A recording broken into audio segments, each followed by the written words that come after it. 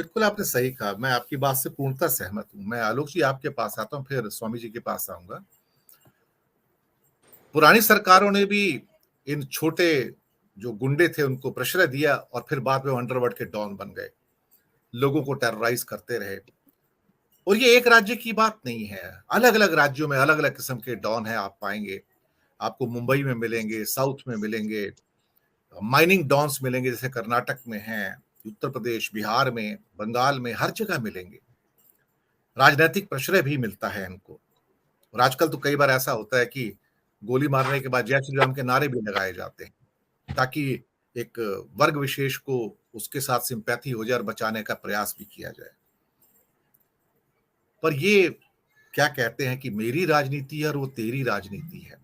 ये मेरा बदला है, ये तेरा बदला है। अगर रूल ऑफ लॉ ऐसे चलेगा, तो फिर डिक्लेयर कर दीजिए कि कोई संविधान नहीं, हम सोमालिया हैं, हम अफ़गानिस्तान है, टिट फॉर टैट करना है। तो देश तो टिट फॉर टैट से नहीं चलेगा। अगर आप लोकतंत्र को आगे बढ़ाना चाहते हैं, दुनिया में कहते हैं कि हम मदर ऑफ डेमोक्रेसी हैं और हमसे लोग सीखते हैं, सभ्यता लोग हमसे सीखते हैं, तो फिर सभ्यता के नमूने भी तो पेश करने पड़ेंगे। हमें एक सभ्य समाज की तरफ पेश भी तो आना पड़ेगा।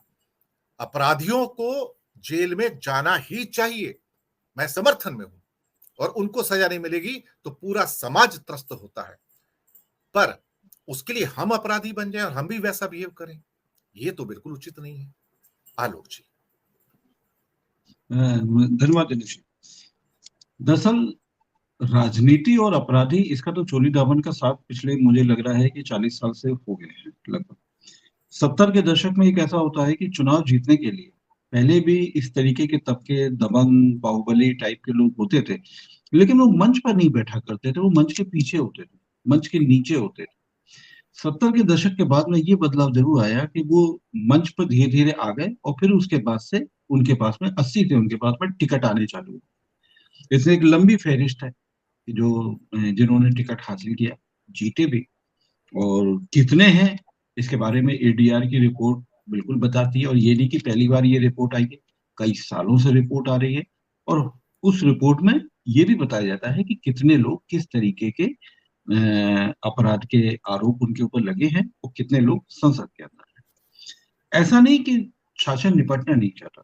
हमारा जब मौजूदा निजाम जब केंद्र में सत्तारूढ़ हुआ तो उसमें ये हुआ था कि 6 महीने के भीतर ऐसे लोगों की सजा हो जाएगी, बहुत तेजी के साथ में कार्रवाई। अब उस कार्रवाई का क्या हुआ कि मुझे तो नहीं पता चल पाया, मुझे लगता है शायद पब्लिक डोमेन में भी नहीं। लेकिन मुद्दा क्या है, ये तो आप कह देंगे कि राजनीति में कहकर इसको बरी कर देंगे, लेकिन मैं तो उनकी बात करूंगा। भाई हमारे देश में 500 से ज्यादा जिले हैं जहाँ पर नए आईपीएस आते हैं, वो कमान संभालते हैं। ऐसा नहीं कि कोई सबसे पहला आईपीएस आता है उसकी पहली पोस्टिंग इलाहाबाद हो जाती है, कानपुर हो जाती है, गाजियाबाद नोएडा हो जाती है, मेरठ हो जाती है। ऐसा नहीं है, वो पहले छोटे जिलों से चलते हैं, फिर उसके बाद में वो धीरे धीरे बड़े जिलों में होते हैं। हमको ये समझना पड़ेगा कि इस प्रक्रिया में अपराधी बनते कैसे। अगर बनते हैं तो आप वहां पर एक नौकरशाह वहां पे बैठा होता है, एक आईएएस बैठा होता है, एक जो एसडीएम की कुर्सी से चालू होता है, तो उसके बाद एक नया मौजूद एक 30 साल का 28 साल का एक आईपीएस बैठा होता है। तो क्या हमारा शासन तंत्र इतना गल गया है कि वो उनमें भी बैकबोन नहीं बची, उनमें भी रीढ़ विहीन हो गई है क्या नौकरशाही। मुद्दा ये है, अगर वो शुरुआत में ही, आप जैसे रूल ऑफ लॉ की बात कर रहे हैं, तो रूल ऑफ लॉ तो पहले से है। आखिर किसी धारा की हमारे सीआरपीसी में कमी नहीं है, आप उनको पहले ही चरण पे क्यों नहीं रोक पाते। तो सवाल यह है कि पहले तो आपने बनने दिया, और जब वो बनकर तैयार हो गए फिर आप वाहवाही लूटते हैं। बीच के दरमियान में आपके वोटों की लहलहाती फसल को खाद पानी भी मिलता रहता है। तो इल्जाम किसके ऊपर डालेंगे? इल्जाम क्या उनके ऊपर डालेंगे जो बेचारे साथ में वहां पर अस्पताल में लेके गए थे। अच्छा, कितनी सिक्योरिटी होनी चाहिए ये भी एक अलग बहस है, इसमें हम बहुत ज्यादा नहीं जाएंगे क्योंकि बहुत सारी अभी चीजें आई नहीं है। लेकिन हाँ, इतना जरूर है कि जो मीडिया का जो ट्रायल हुआ था, जो गुजरात से जो गाड़ियां चली थी, तो दो तो उसमें वैन थी और 7 गाड़ियां पुलिस की थी, जो इतनी अभेद्य सुरक्षा में जिसको लाया जा रहा था, जिसका मतलब कि उसको सिक्योरिटी का खतरा था। तो अब सिक्योरिटी का असेसमेंट कैसे किया जाता है, और 1 हफ्ते के बाद जब उसको आप अस्पताल में लेके जाते हैं तो फिर वो सिक्योरिटी का कुछ पता ही नहीं। तो हमको एक ये समझना पड़ेगा कि ये किस तरीके से आता है, किस तरीके से एक असेसमेंट आता है।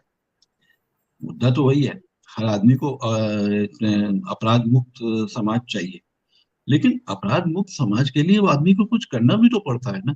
अगर हम ही लोग अगर ऐसे लोगों को चुनेंगे, ऐसे लोगों को वोट डालेंगे, तो फिर आप किस आधार पर, किस नैतिकता के आधार पर आप ये बात करेंगे कि सारा शासन मतलब बिल्कुल बढ़िया हो जाए। माफिया को भी कौन चुनता है, आप तो वोट डालते हैं ना। अगर वोट वहीं पे अगर आपका नीचे गिर पड़ेगा, वो आदमी अगर हार जाता है, तो कैसे बात बनेगी? बात तो नहीं बनेगी। तो सवाल है कि मैं तो समझ रहा हूँ कि इसमें हम पुलिस और नेताओं को जिम्मेदार ठहराएं, ठीक है, उनकी भी एक भूमिका है, लेकिन मैं इसमें चाहता हूँ ना, जैसे को मुहावरा भी है ना कि एक उंगली उठाते हैं तो बाकी कुछ उंगलियां आपकी तरफ भी उठती हैं, तो वो भी तो है। तो लोकतंत्र में हमको एक लोगों को निर्भीक भी तो होना पड़ेगा, वोट डालते वक्त तो निर्भीक होना पड़ेगा। बाकी ये फिर आपकी शासन स्तर से अपेक्षा है कि आपको कितनी वो सुरक्षा देता है, लेकिन आप अपनी सुरक्षा तो खुद ही नहीं करना चाहते ना। जब आप ऐसे लोगों को वोट डाल देते हैं, और ऐसे लोग जब विधानसभा या संसद में पहुंच जाते हैं, जैसे जिस तरीके से एडीआर की रिपोर्ट है, तो फिर आप किस आधार पर कहते हैं कि मैं असुरक्षित हूँ, वो माफिया बन गया, ये हो गया? अरे माध्यम तो आप ही बने थे ना, आप ही के माध्यम से तो वो लोकसभा पहुंचा था। अगर माध्यम नहीं बने होते तो क्या कोई लोकसभा पहुंच सकता था? कोई नहीं पहुंच सकता था। हाँ, फिर वो मनोनीत हो सकता है, तो लेकिन मुझे नहीं लगता है कि अभी मनोनीत करने के लिए शासन तंत्र में इतनी हिम्मत होती है, चाहे कोई भी सत्तारूढ़ पार्टी है, कि इस तरीके के लोगों को मनोनीत कर दिया जाए। मुझे नहीं लगता। तो सवाल है, जिम्मेदारी से हम बच नहीं सकते। और जहां तक इस एनकाउंटर की बात है कि कितने एनकाउंटर हैं, तो मेरा तो मानना है कि अगर इसको हम हिंदू और मुस्लिम के चश्मे से मैं नहीं देखना चाहता। अपराधी अपराधी है।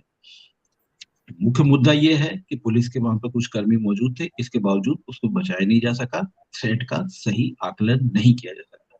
अभी मैं पिछले दिनों एक कुछ खबरें भी आनी थी, जैसे एक वो पूर्व राज्यपाल है, मुझे एक कुछ चैनल में ही मैं सुन रहा था, मुझे जमीनी नहीं मालूम है, लेकिन उसमें भी मैं ये सुन रहा था कि एक पूर्व राज्यपाल जिसके दौरान वहां पर धारा 370 एब्रोगेट की गई, 35A का किया गया, और उनके बावजूद उसके पास भी अभी भी सिक्योरिटी पूरी नहीं, अपर्याप्त सिक्योरिटी है, तो जिम्मेदारी कहाँ जाएगी? घूम के तो कहीं ना कहीं आएगी ना। अब सवाल है कि इसमें आप ये सोचे कि कौन कितने वोट हासिल कर लेगा। मैं इसको इस चीज को इस तरीके से नहीं देखना चाहता, क्योंकि अल्टीमेटली आज आप जीत के आए हैं शासन में, अब हमेशा नहीं रहेंगे, कल कोई दूसरा भी आएगा। वो कल हो सकता है 5 साल में आ जाए, कल हो सकता है 10 साल में आ जाए, कल हो सकता है 2 साल में भी आ जाए, 1 साल में भी आ जाए। तो शासन तंत्र तो घूमता रहता है। लेकिन अगर आप इसी तरीके से सड़कों पर न्याय देने उतर रहे हैं, इसके लिए बहुत जरूरी है। आप याद करिए, मुझे एक हैदराबाद का एक किस्सा आता है। एक वेटनरी डॉक्टर थी, वहां पर टोल के पास में ले जा रही थी, कुछ लोगों ने लड़कों ने उनका वो किया था, बलात्कार किया था। फिर उसमें हुआ क्या? हुआ ये कि उन चारों को मार दिया गया, फिर बाद में फर्जी मुठभेड़ साबित हुई थी। तो मुठभेड़ से कभी कानून व्यवस्था नहीं सुधरती है, ये हम विश्वनाथ प्रताप सिंह जी के दौर से देख चुके हैं, जब वहां पर उत्तर प्रदेश में एनकाउंटर की बाढ़ आ गई थी। कुछ सही हुए थे और कुछ मुठभेड़ पर सवाल भी उठे थे। तो वही प्रक्रिया तो अभी भी है ना। अभी भी मुझे लग रहा है शायद उत्तर प्रदेश में सैकड़ा एक सेंचुरी पार कर गया होगा जिनके पैरों में गोली लगी हो। क्या अपराध मुक्त हो गया? क्या ऐसे अपराध मुक्त होता है? मुझे तो नहीं लगता है कि ऐसे कोई भी चीज अपराध मुक्त होती है। अपराध तो तब मुक्त होगा कि जब आपके उत्तर प्रदेश हिंदी बेल्ट की जब लड़कियां बहुएं बहनें जब रात में जब 10 बजे 11 बजे सोने से लदी फंदी बाजार में घूम सके, वो घर आ सके सुरक्षित, तब जाकर अपराध मुक्त होगा। और एक चीज और, मुठभेड़ से ज्यादा मैं जरूरी ये समझता हूँ कि जब किसी नेताओं की जब पैरवी करने की बात आती है, तो मैं देखता हूँ कि बड़े बड़े वकील खड़े हो जाते हैं जो लाखों रुपए फीस लेते हैं। अब मैं कहता हूँ, क्या कहता माफिया के से निपटने के लिए ऐसे वकील को क्यों नहीं लाते? क्या दिक्कत है ऐसे फीस देने में? उनको फीस दीजिए। ये देश के जो बड़े बड़े वकील हैं जो लाखों रुपए देते हैं, मतलब फीस लेते हैं, वो खड़े होते हैं राजनेताओं की, तो इनको जेल के पीछे पहुंचाने के लिए क्यों नहीं आते ऐसे लोग? क्या दिक्कत है आखिर? इसलिए ये कहना बेकार है कि कानून अपना काम नहीं करता, कानून काम करता है। अब वकील तो लगाइए ढंग का।